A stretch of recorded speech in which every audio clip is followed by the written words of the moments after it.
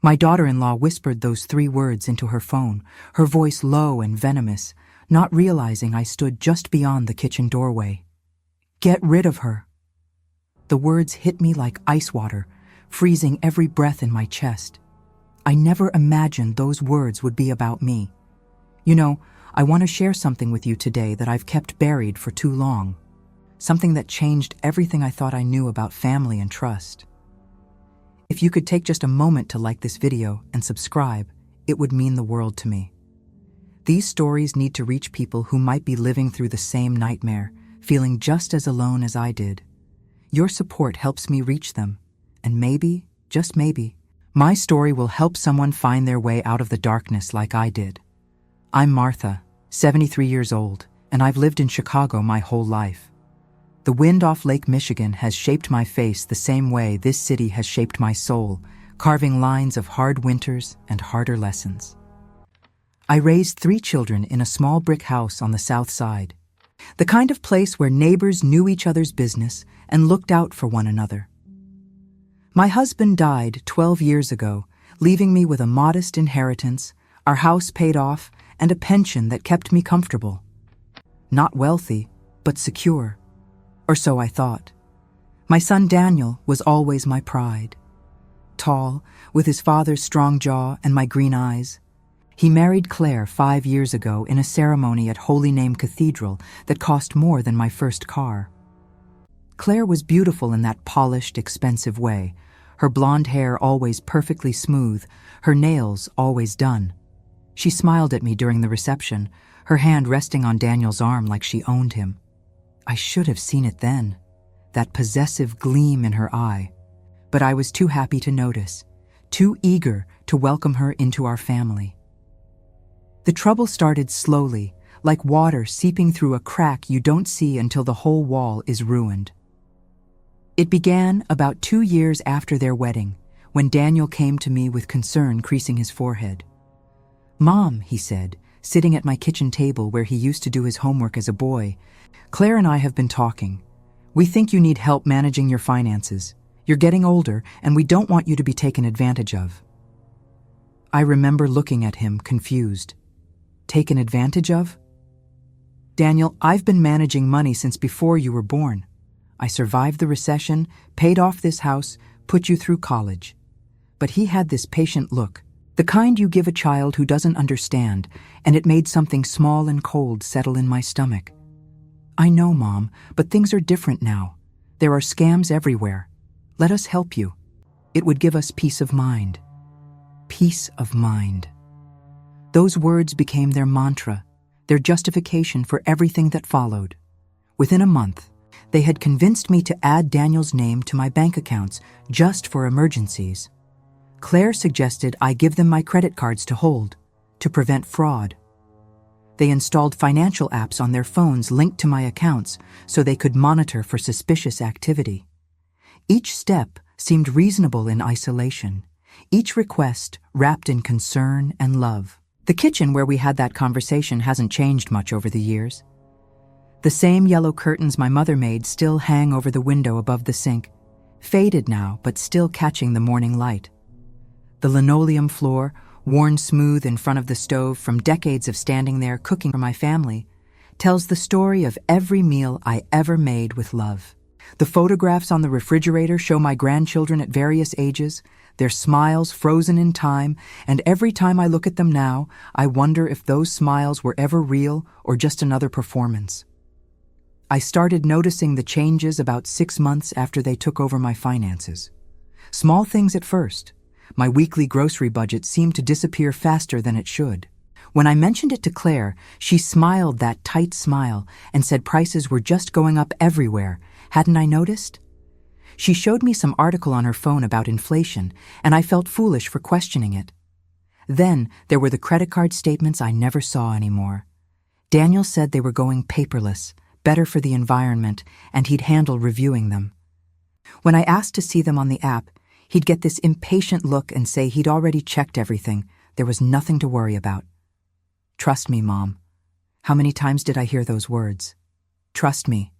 I trusted him because he was my son, because I'd held him when he was sick, celebrated every achievement, forgiven every mistake. I trusted him because the alternative was unthinkable. That my own child might be using me, stealing from me, erasing me bit by bit, while I smiled and nodded and believed I was being cared for. The isolation crept in like fog. Claire started making comments about my friends. "Oh, I ran into Dorothy at the grocery store, Martha. She was asking about you, but honestly, she seemed a little confused. Maybe early dementia. You know how it is at your age. Or, I wouldn't trust Barbara if I were you. I heard she's been talking about you behind your back." Each seed of doubt planted carefully, watered with false concern, until I found myself pulling away from the people who might have helped me see what was happening. My daughter Emily called less frequently. When I mentioned it to Daniel, he said she was probably just busy with her own life in Seattle, but something in his tone made me wonder if he'd said something to her, painted me as demanding or difficult. My youngest, Thomas, lived in New York and had always been independent, calling every few weeks with updates about his job and his partner. Those calls became strained somehow, like he was holding back, and I didn't understand why until much later. The house that had always been my sanctuary started to feel like a prison. I'd sit in my reading chair by the window, the one my husband bought me for our 30th anniversary, and watch the neighborhood go by without me. Mrs. Patterson walking her dog, the Martinez kids playing basketball in their driveway. Life continuing while I sat alone, my phone silent, my calendar empty except for the weekly visits from Daniel and Claire that I'd started to dread. Those visits followed a pattern. They'd arrive on Sunday afternoons, always together, never just Daniel alone anymore. Claire would sweep in with her designer handbag and her perfect smile, commenting on the dust on my shelves or suggesting I really should update my kitchen. Daniel would check on things around the house, fixing a leaky faucet or replacing a light bulb, gestures that once felt loving but now seemed like inspections. We'd sit in the living room, and they'd ask about my week in that polite, distant way you might ask a stranger. They never asked about my feelings, my health beyond the surface, my fears or dreams. The conversations were transactions, boxes to check before they could leave. Did you take your medications? Are you eating properly? Have you been going out? That last question was particularly cruel because they'd systematically cut me off from every social connection that might have gotten me out of the house. One Sunday, about 18 months into this nightmare, Claire brought up the idea of selling my house. "Martha," she said, her voice dripping with false sweetness, "this place is just too much for you to maintain. Have you thought about moving into a senior community? Somewhere with activities and people your own age? They'd take care of everything, and you wouldn't have to worry about repairs or yard work." I felt my chest tighten. "This is my home, Claire. I raised my children here. My husband died in the bedroom upstairs. I'm not leaving." She exchanged a look with Daniel, quick and sharp, and I saw something pass between them, some agreement or plan I wasn't part of. "Okay," she said, her smile never wavering, "but promise me you'll think about it. For your own good. For your own good." Another phrase that haunted me, used to justify every invasion, every theft, every moment of my autonomy stripped away. They were dismantling my life for my own good, and I was supposed to be grateful. The money disappeared in ways I couldn't track. My pension direct deposit would arrive, and within days, it would be gone. When I asked Daniel about it, he'd show me lists of expenses: property taxes, insurance, utilities, medical bills, groceries. The numbers looked right, but they felt wrong. How could groceries cost $800 a month when I barely ate? Why were my utility bills suddenly double what they'd been before? I started keeping a notebook, hidden in my bedside table, where I'd write down what I actually spent versus what they claimed I spent. The discrepancies were staggering. Hundreds of dollars every month just vanishing, and when I tried to bring it up, Daniel would get defensive. "Are you accusing me of stealing from you, Mom? After everything I do for you?" The hurt in his voice was so convincing that I'd back down, apologize, tell myself I must be confused. But I wasn't confused. I was being robbed, gaslit, manipulated by the people I'd sacrificed everything for. I'd worked double shifts as a nurse for years to pay for Daniel's college education. I'd gone without new clothes, without vacations, without luxuries, so my children could have better lives than I had. I'd given Daniel the down payment for his first house, $20,000 from my inheritance, that was supposed to be a loan, but that he never repaid. I'd babysat his friends' children for free, cooked meals for his business dinners, been available whenever he needed me. And this was my reward. Isolation, theft, and the slow erasure of my identity as they took control of every aspect of my life. The loneliness was the worst part. I'd wake up at 3 a.m, my heart pounding, and lie there in the dark, wondering if this was all there was left for me. Waiting for Sunday visits from people who saw me as a burden. Watching my bank account drain while being told it was for my own good. Losing myself piece by piece until there was nothing left but an empty shell they could move into whatever senior facility would warehouse me until I died. I thought about my husband during those sleepless nights. Robert would have known what to do. He always knew how to handle difficult situations, how to stand up for what was right. But Robert was gone, and I was alone, and that knowledge pressed down on me like a physical weight, making it hard to breathe. One particularly bad night, I got out of bed and went downstairs to make tea. The house was so quiet, every creak and settle of the old wood floors echoing like whispers. I stood at the kitchen window looking out at the street, at the houses where families slept peacefully, where children were loved and protected and valued, and I wondered what I'd done to deserve this. What failure as a mother had led to my son becoming someone who could steal from me without remorse. The tea grew cold in my hands as I stood there, and eventually I poured it down the sink and went back to bed, no closer to answers, no closer to escape. My 73rd birthday came and went without acknowledgement. Daniel and Claire didn't call, didn't visit, didn't send even a text message. I sat in my reading chair that whole day, watching the phone, telling myself they were probably just busy, that they'd remember tomorrow. They never did. When I mentioned it the following Sunday, Claire looked surprised. "Oh my God, Martha, was that last week? We've just been so swamped with the new business." "I'm so sorry." "New business?" That phrase caught my attention. "What new business?" Daniel shifted in his seat, uncomfortable, and Claire gave him a sharp look. "Just something we're exploring, Mom. Nothing definite yet." But I saw the lie in their faces, the secret they were keeping from me, and another piece of my trust crumbled away. I started paying more attention after that, listening to their conversations when they thought I couldn't hear, watching the way they moved through my house, like they already owned it. I noticed Claire taking pictures of rooms with her phone. I heard Daniel on the phone in the backyard talking about property values and market timing. They were planning something big, and I was the obstacle they needed to remove. The whispering started around that time. I'd walk into a room where they were talking, and they'd stop mid-sentence, their faces arranged in innocent smiles. "What were you discussing?" I'd ask, and they'd say nothing important, just boring business stuff that would bore me. The dismissiveness stung worse than outright cruelty. I tried reaching out to Emily in Seattle. I called her on a Tuesday afternoon, hoping to hear her voice, to feel some connection to the daughter who used to tell me everything. She answered on the 4th ring, and I could hear the wariness in her hello. "Hi, sweetheart," I said, my voice smaller than I intended. "I just wanted to hear how you're doing."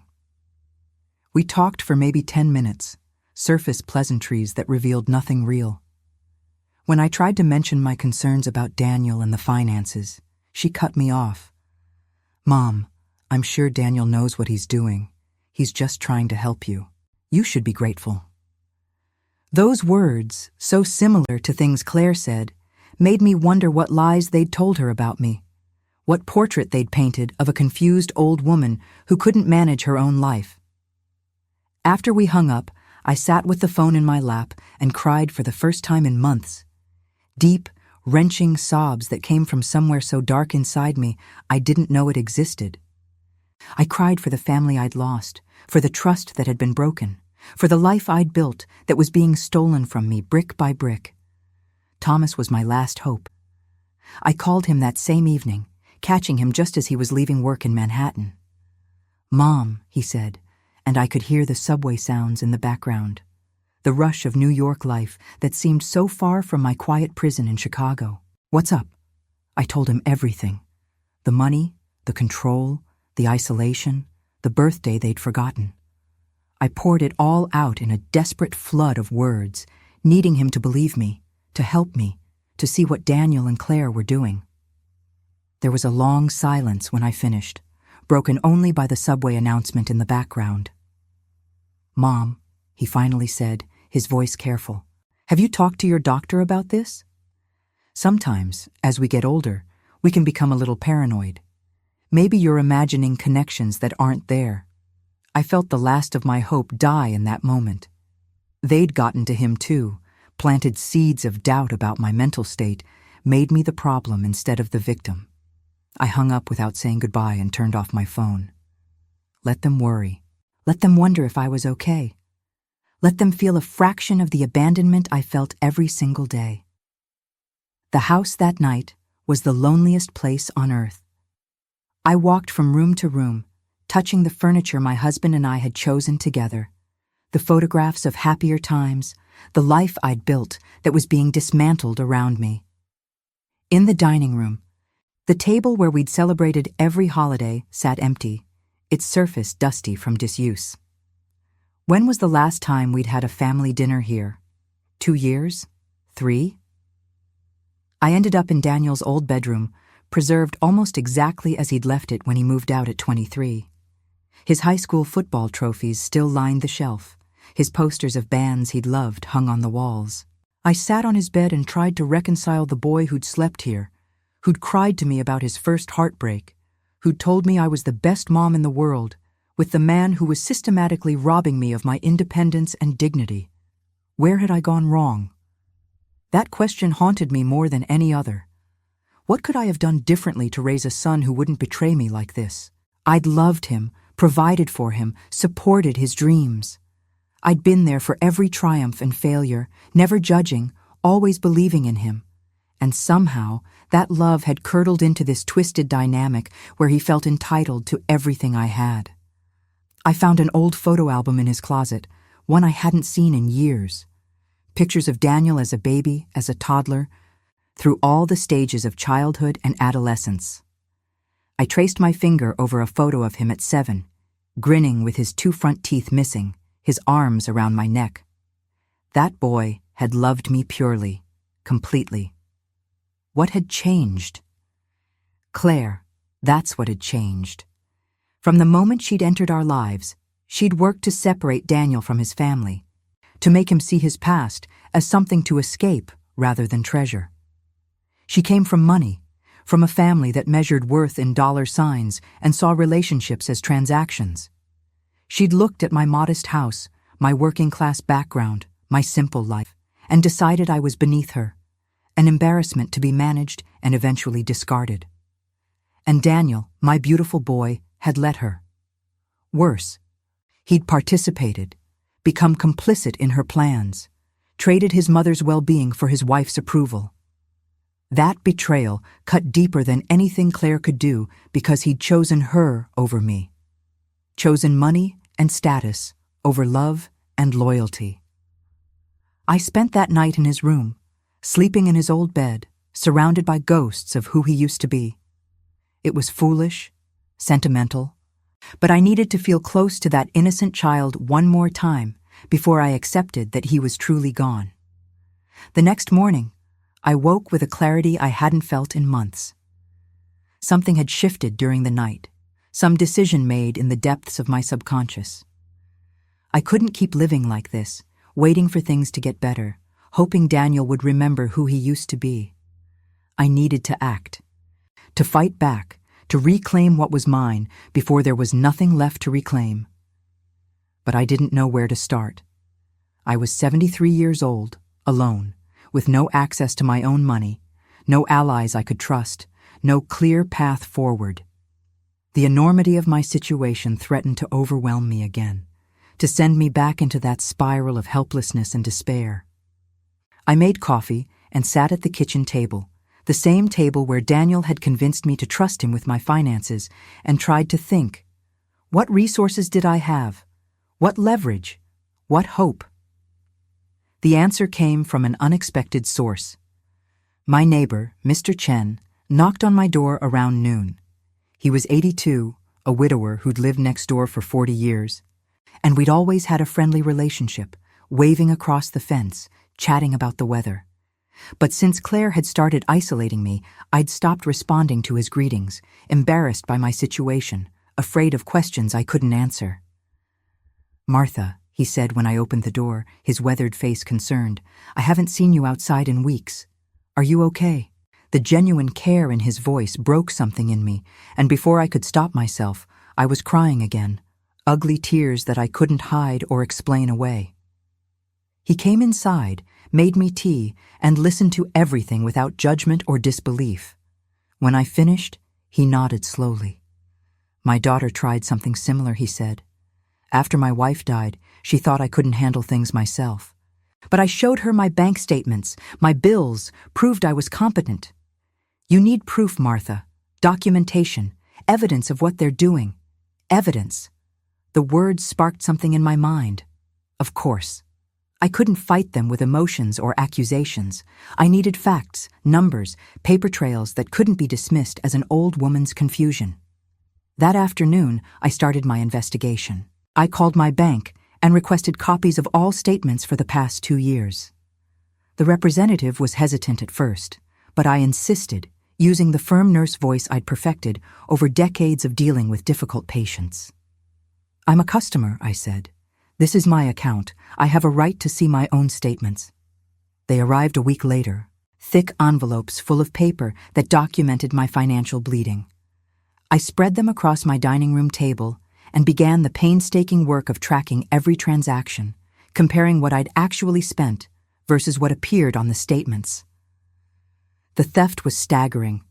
Over the past 18 months, Daniel and Claire had siphoned off nearly $60,000. Some of it was obvious, large transfers to accounts I didn't recognize. But most of it was subtle, hidden in inflated grocery bills and medical expenses, in mysterious fees and charges that had no explanation. I found evidence of purchases I'd never made. A $5,000 payment to a luxury furniture store.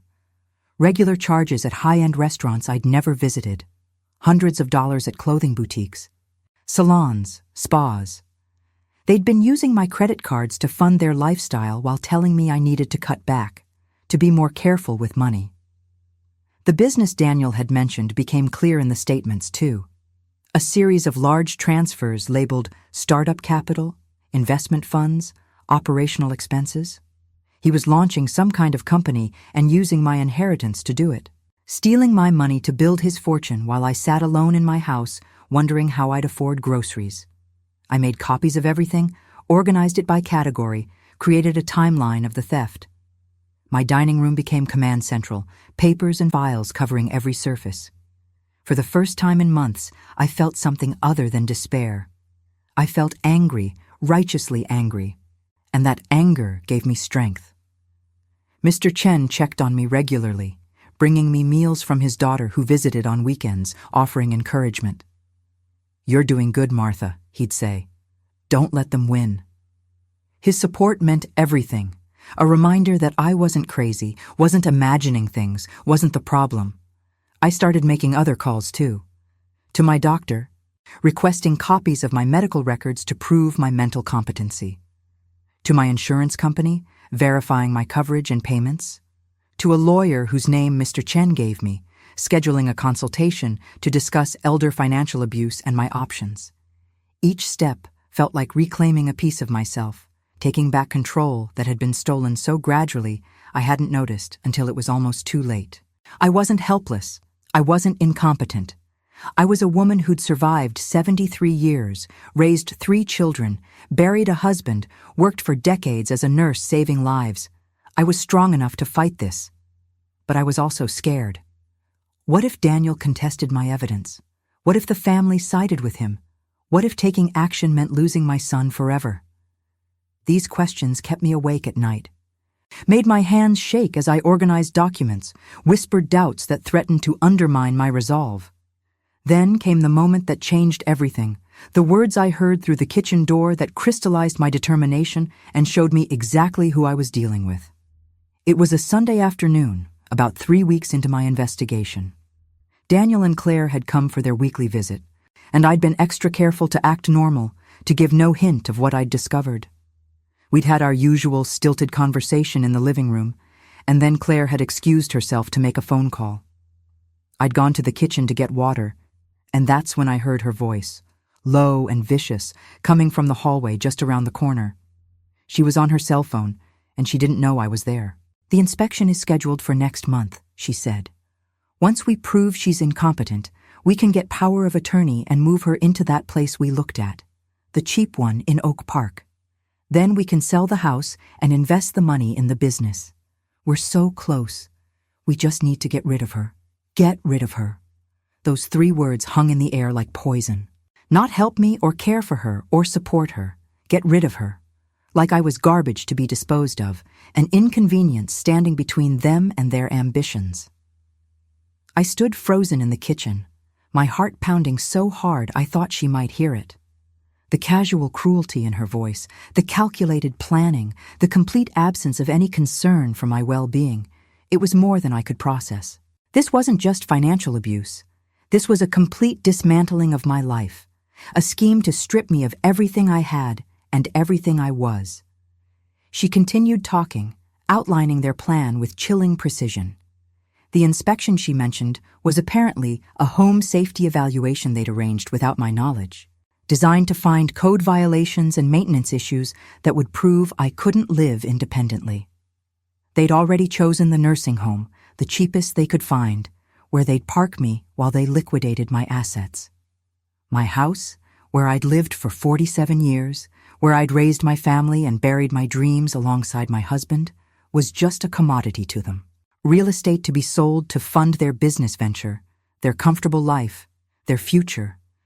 I was just an obstacle, and they were working methodically to remove me. When she finished her call and returned to the living room, I couldn't look at her. I made an excuse about feeling tired, and they left earlier than usual. Claire's concerned performance so convincing, I might have believed it if I hadn't heard her true voice minutes before. After they left, I went to my bedroom and pulled out the notebook where I'd been recording everything. I added what I'd heard, the date, the exact words she'd used, the tone of her voice. Then I sat on my bed, the bed I'd shared with my husband for 38 years, and made my decision. I would not be gotten rid of. I would not be warehoused in some cheap facility while they spent my money and sold my life. I would fight with everything I had, and I would make sure they faced consequences for what they'd done. The anger I felt was clean and pure, burning away the last of my doubt and hesitation. They'd mistaken my kindness for weakness, my love for stupidity, my age for incompetence. They'd thought they could manipulate and steal and betray without consequence because I was just an old woman, powerless and alone. They were wrong. That night I didn't sleep. Instead, I planned. I reviewed my evidence, organized my documentation, prepared for the confrontation that was coming. I called the lawyer first thing Monday morning and scheduled an emergency appointment. I called Emily and Thomas, left messages asking them to call me back, urgent but not alarming. I went to my bank in person and requested that Daniel's name be removed from my accounts immediately. The banker tried to suggest I discuss it with my son first, and I gave her a look that stopped that suggestion cold. "This is my money," I said. "Remove his access now, or I'll find a bank that will." I opened a new account at a different bank entirely, one Daniel didn't know about, and transferred most of my remaining funds there. I changed all my passwords, locked down my credit, put alerts on every account. I was taking back control, piece by piece, and it felt like breathing again after nearly drowning. Mr. Chen helped me install a simple security camera in my hallway, one that would record audio as well as video. If Claire or Daniel said anything incriminating during their next visit, I'd have proof. I wasn't going to rely on my word against theirs. I was building an ironclad case. The lawyer, a sharp woman in her 50s named Patricia Kim, reviewed my evidence with growing anger on my behalf. "This is elder financial abuse," she said. "Clear cut. We have grounds for criminal charges if you want to pursue them, plus civil action to recover the stolen funds." She outlined my options, none of them easy, all of them requiring courage I wasn't sure I possessed. But I thought of those words, "Get rid of her." And I found the courage. Emily called back first, and this time I didn't let her dismiss my concerns. I told her about the money, about the isolation, about what I'd overheard. She listened, really listened, and when I finished, there was a long silence. "I'm so sorry, Mom," she finally said, her voice thick with tears. "I should have paid more attention. Daniel told me you were getting forgetful, and I believed him. I should have checked on you myself. Her support meant everything. She promised to fly in from Seattle for the confrontation, to stand with me against Daniel and Claire. Thomas was harder to convince, still skeptical, but when I sent him copies of the bank statements, his tune changed. "That money was for your retirement, Mom," he said, his voice shaking with anger. "How could he do this to you?" Having my other children believe me, support me, restored something I'd thought was lost forever. I wasn't alone. I had allies. The isolation Claire had worked so hard to create was breaking apart, and I was finding my way back to the people who truly loved me. The confrontation was scheduled for the following Sunday. I'd invited Daniel and Claire over, telling them I wanted to discuss something important about the house. They arrived looking smug, probably thinking I was going to agree to their plan, to make their job easier. Emily and Thomas were already there, having arrived the day before. The look on Daniel's face when he saw them was almost worth everything I'd been through. Confusion, then wariness, then something that might have been fear. We sat in the living room, the same room where they'd slowly taken control of my life, and I laid out the evidence. Bank statements showing the stolen money, recordings of their private conversations captured by the camera, legal documents from my lawyer outlining their crimes. Every piece of paper was a nail in the coffin of their scheme. Daniel tried to bluster at first. "Mom, you're confused. This is all a misunderstanding." But Emily cut him off. "No, Daniel, don't you dare gaslight her anymore. We've seen the evidence. We know what you did." Claire sat silent, her perfect composure cracking as she realized how completely their plan had fallen apart. When she finally spoke, her voice was cold and hard, nothing like the sweet concern she usually performed. "You can't prove intent," she said. "We were managing your finances because you asked us to." That's when I played the recording of her phone call. Her own voice saying get rid of her, outlining their plan to declare me incompetent and steal my house. The color drained from her face as she heard herself condemning them both. "You have two options," I said, my voice steady despite my pounding heart. "You can return every penny you stole and disappear from my life, or I can press criminal charges for elder financial abuse. My lawyer is ready to file either way. You have 24 hours to decide." Daniel looked at me like he was seeing me for the first time. "Mom," he started, but I held up my hand. "No, I don't want to hear excuses or apologies. I want my money back, and I want you out of my life. You chose this.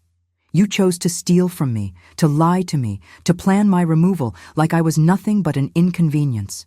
You don't get to call me Mom anymore." The words hurt to say, felt like cutting out part of my own heart, but they needed to be said.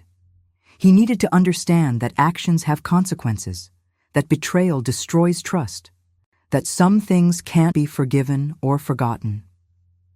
They left without another word, Claire practically dragging Daniel out the door. After they were gone, I collapsed onto the couch, shaking with adrenaline and emotion. Emily sat beside me, holding my hand, while Thomas paced the room, still processing everything. "We did it, Mom," Emily whispered. "You did it. You stood up to them." But it didn't feel like victory yet. It felt like grief, like loss, like the death of something that maybe had never been real in the first place. The 24 hours passed in a haze. My other children stayed with me, taking turns sitting up through the night, afraid Daniel might try something desperate. But he didn't come back. Instead, his lawyer called Patricia with a proposal. They'd return 40,000 of the 60 they'd stolen, and in exchange, I wouldn't press charges. It wasn't enough, but Patricia advised me to take it. "Criminal cases are hard to prove," she said. "Intent is tricky. This way you get most of your money back and you're free of them." So I agreed, hating that they got away with anything, but recognizing that sometimes partial justice is better than none. The money arrived in my new account a week later. Not everything they'd taken, but enough to restore some security. Enough to prove they knew they were guilty. I took it as acknowledgement of their crime, even if they never said the words. But the real gift came from an unexpected source. The whole situation had opened a door between me and Emily and Thomas that had been slowly closing for years. They started calling regularly, visiting more often, including me in their lives again. We talked about the manipulation Claire had used to isolate me from them, the lies she'd told to turn them against me, and we rebuilt our relationships from honest foundations. Emily apologized over and over for not seeing what was happening. "I should have visited more," she said. "I should have questioned Daniel's version of events. I let my own busy life become an excuse to ignore warning signs." Her guilt was hard to watch, but I understood it. Sometimes we don't see what's right in front of us because the truth is too painful to acknowledge. Thomas flew in from New York every few months, spending long weekends just hanging out, watching old movies, talking about everything and nothing. He brought his partner, Marcus, who I'd only met once before, and we got to know each other properly. They were good together, happy, and seeing that joy reminded me that family could be healthy and loving and real. The house that had felt like a prison started to feel like home again.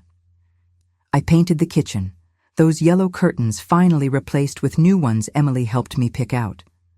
I joined a book club at the library, reconnecting with old friends and making new ones. I started volunteering at a senior center, teaching a class on financial literacy, helping other older adults recognize the signs of financial abuse. Sharing my story was healing in ways I hadn't expected. So many people came up to me after class with their own experiences, their own betrayals, their own fights for independence. We formed a support group, meeting monthly to discuss challenges and victories. I wasn't alone in what I'd experienced, and that knowledge was both heartbreaking and comforting. One woman, Grace, had been through something remarkably similar with her grandson. He'd stolen her identity, opened credit cards in her name, maxed them out, and left her with debt she couldn't pay. Another, William, had been isolated by his daughter who convinced him to sign over his house, then tried to evict him. Their stories were my story, repeated with different details, but the same core betrayal. We helped each other navigate legal systems, deal with family fallout, process the grief and anger and confusion. We celebrated small victories, like Grace getting her identity theft sorted out, like William winning his eviction case and getting his house back. We held each other through the hard days when the loneliness threatened to overwhelm us again. I found purpose in that group, in using my pain to help others avoid or escape similar situations. It didn't erase what Daniel and Claire had done, but it gave meaning to the experience, transformed my victimhood into advocacy. About 6 months after the confrontation, I received an unexpected letter. It was from Daniel, handwritten, pages long. In it, he apologized, really apologized, not the performative kind, but words that acknowledged what he'd done and the pain he'd caused. He explained how Claire had gradually convinced him that I was becoming incompetent, that taking control was for my own good, how one small compromise had led to another until he'd betrayed everything he believed in. He didn't make excuses, didn't try to shift blame entirely to Claire, but he was honest about how he'd gotten there. He said they were in marriage counseling, that Claire was dealing with her own issues around money and control that stemmed from her childhood. He said he understood if I never forgave him, that he didn't deserve forgiveness, but that he wanted me to know he was sorry. I read that letter a dozen times, looking for insincerity, for manipulation, for any sign that it was just another attempt to get something from me. But it felt genuine, felt like my son's voice underneath the stranger he'd become. It didn't change what had happened, didn't make the theft or betrayal okay, but it gave me something I'd needed without knowing it. An acknowledgement that it wasn't my fault, that I hadn't failed as a mother, that his choices were his own. I didn't respond right away.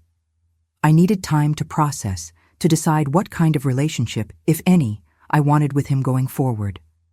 Emily and Thomas had their own opinions, Thomas advocating for complete severance, Emily hoping for eventual reconciliation. But it was my decision to make, my life to live, my boundaries to set. Eventually, I wrote back. I told him I appreciated his apology, but that trust, once broken so completely, couldn't be easily rebuilt. I told him that if he wanted any relationship with me, it would be on my terms, with strict boundaries, with transparency and respect. I told him that I'd never forget what he'd done, that it would always be part of our history, but that I was willing to consider forgiveness as a process, not a destination. We've been exchanging letters since then, carefully, slowly. He sends updates about his life, asks questions about mine, shares his therapy insights. I respond when I'm ready, never forcing myself to engage more than I'm comfortable with. We haven't seen each other in person, and I'm not sure we will anytime soon. But there's communication, tentative and fragile, and that's something. Claire, on the other hand, I never heard from again. Part of me wonders if she even sees what she did as wrong, or if she just views it as a failed scheme. I try not to think about her much. She doesn't deserve space in my thoughts. The business they'd started with my stolen money failed within a year. I heard about it through Emily, who heard through mutual acquaintances. There was some satisfaction in that, karmic justice in their plans built on theft crumbling to nothing. But mostly I just felt tired. Tired of anger, tired of resentment, tired of looking backward instead of forward. Looking forward became my mantra.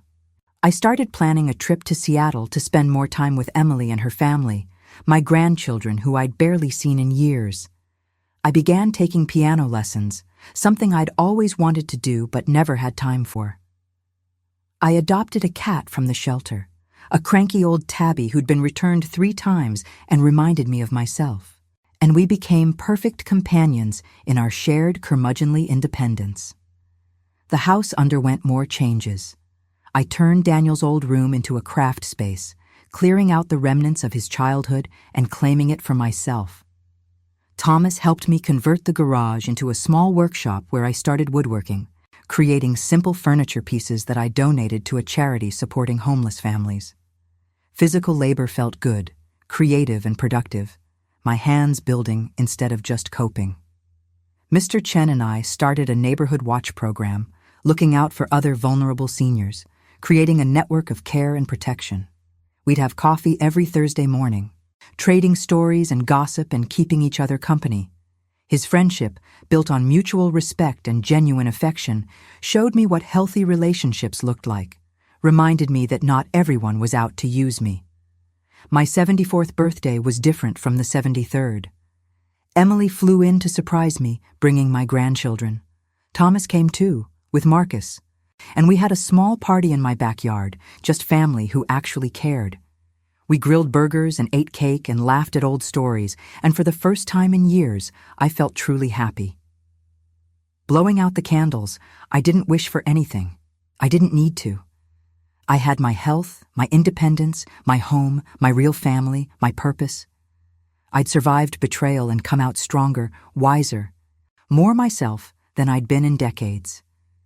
The journey wasn't over. Some days were still hard, grief and loss hitting me unexpectedly when I'd see a father and son together or hear a song that reminded me of easier times. Healing wasn't linear, wasn't simple, wasn't complete, but I was healing, growing, moving forward instead of staying stuck in pain. I learned that loving someone doesn't mean letting them hurt you, that family is built on respect and trust, not just blood. I learned that speaking up, fighting back, demanding better isn't selfish or cruel. It's necessary. I learned that my worth isn't determined by how useful I am to others, that I deserve care and dignity and autonomy regardless of my age. Most importantly, I learned that it's never too late to reclaim your life, to set boundaries, to choose yourself. At 73, I'd thought my story was ending, that all I had left was decline and dependence. But really, I was just beginning a new chapter, one where I was the author, not a character in someone else's scheme. The financial abuse statistics I'd read during my darkest days came back to me often now, but with different meaning. 1 in 10 seniors experiences some form of abuse, financial, emotional, or physical. Most of it happens at the hands of family members. Most of it goes unreported because victims are ashamed, scared, or don't know where to turn for help. I made it my mission to change that, to speak openly about what happened to me, to encourage others to recognize warning signs and take action. At the senior center, in my support group, in casual conversations with neighbors, I told my story. Not for sympathy, but for education. Not dwelling in victimhood, but modeling survival and recovery. Some people were uncomfortable with my honesty. They'd rather believe that family members always have our best interests at heart, that aging doesn't make us vulnerable to exploitation. But denial doesn't protect anyone. Truth, uncomfortable as it is, saves lives and preserves dignity. I started writing too, journaling about my experience, organizing it into something that might help others. Patricia, my lawyer, suggested I write a guide on protecting yourself from financial abuse, outlining warning signs and steps to take. It became a project that consumed my evenings, channeling my pain into something constructive. The guide was published by a local advocacy organization and distributed to senior centers across Chicago. Seeing my words in print, knowing they might protect someone else from what I'd endured, gave me deep satisfaction. My suffering hadn't been meaningless. It had equipped me to help others, to shine light into dark corners where abuse thrives on silence and shame. Emily read the guide and cried. "You're so strong, Mom," she said. "I don't know how you survived this." But I didn't feel particularly strong. I felt like someone who'd been pushed to the edge and chosen to climb back rather than fall. Strength was just the word people used for not giving up. The second year after the confrontation was easier than the first. The anger had cooled to acceptance. The grief had softened to peace. I still had moments of sadness when I thought about Daniel, about the relationship we'd never have, about the grandmother-grandchildren connection that was severed. But I also had gratitude for what I'd gained: self-respect, genuine relationships, freedom, purpose. I started dating, which surprised everyone, including me. George was a retired teacher I met at the book club, widowed like me, kind and funny and completely unthreatening. We went to museums and tried new restaurants and talked for hours about books and politics and the strangeness of starting over in our 70s. It wasn't a grand romance, but it was comfortable and sweet, and it reminded me that there was still joy to be found, still new experiences to have. My house, fully mine again, became a gathering place. I hosted Sunday dinners, not obligation visits, but actual celebrations with people who wanted to be there. Emily's kids learned to bake in my kitchen. Thomas and Marcus helped me install new garden beds in the backyard. Mr. Chen brought Chinese dishes his daughter made. Grace from the support group became a regular fixture, often staying late to help with dishes and gossip. The life I was building bore no resemblance to the isolated existence I'd endured under Daniel and Claire's control. This life was full, messy, loud, unpredictable, and completely mine. Every decision was my own. Every relationship was chosen. Every day was lived on my terms. I thought about the woman I'd been 2 years ago, sitting alone in the dark, wondering if this was all there was left. I wanted to reach back through time and tell her to hold on, that rescue was coming not from someone else, but from herself, that she had strength she didn't know about, resilience that would surprise her, a future that wasn't ending, but transforming. On the 2-year anniversary of confronting Daniel, I did something symbolic. I took all the documentation, all the evidence of their theft and lies, and I burned it in my fireplace. Not to forget, but to release the hold it had on me. I'd needed it to fight back, to prove my case, to reclaim my life. But I didn't need to carry it forward into my future. As I watched the papers curl and blacken and turn to ash, I felt something lift, the weight of betrayal, the burden of proof, the need for vindication. All of it rose with the smoke and dissipated into nothing. What remained was just me, Martha, 75 years old, scarred but whole, damaged but healing, alone, but never lonely. The final lesson I learned was the most valuable one, that abuse thrives on silence, isolation, and shame, but it withers in the light of truth, community, and self-worth. That asking for help isn't weakness, it's wisdom. That forgiving yourself for not seeing sooner, for trusting when you shouldn't have, for loving someone who hurt you, that forgiveness is just as important as holding others accountable. I look at my life now and barely recognize it from the nightmare I was living. I wake up excited for the day instead of dreading it. I make plans instead of just surviving. I laugh more than I cry. I love people who love me back, genuinely, without agenda or conditions. And if I could go back and change what happened, prevent the theft and betrayal and pain, would I? Part of me says yes, of course. Who wouldn't want to avoid suffering? But another part, the part that's grown through this experience, hesitates. Because the woman I am now, strong and independent and purposeful, was forged in that fire. The life I have now, authentic and chosen and full, emerged from the ashes of what was destroyed. I wouldn't wish what I went through on anyone. That's why I share my story, why I volunteer, why I wrote that guide. Prevention is always better than recovery. But for those who find themselves in similar situations, who feel trapped and alone and helpless, I want them to know that there is a way out, that you can reclaim your life at any age, that it's never too late to stand up and say enough. Your worth isn't measured by what you can provide others. Your value doesn't decrease because you're aging. Your dignity isn't negotiable, even with family, especially with family. These truths I learned the hard way, but I learned them completely, and they've become the foundation of everything I am now. So to anyone listening who sees themselves in my story, who recognizes the warning signs I missed for too long, who feels that familiar ache of being used and undervalued, I say this: you deserve better. You are worth fighting for. Your life is yours to live, not theirs to steal. And you are stronger than you know, braver than you believe, more resilient than they've led you to think. Stand up, speak out, get help, document everything, trust yourself, set boundaries, demand respect, choose yourself. It won't be easy, and it won't be quick, but it will be worth it. Because the life waiting on the other side of that fear, that confrontation, that painful transformation, is a life worth living. A life that's truly yours. I'm Martha.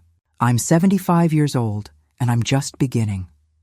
Have you or someone you love experienced financial abuse by family members?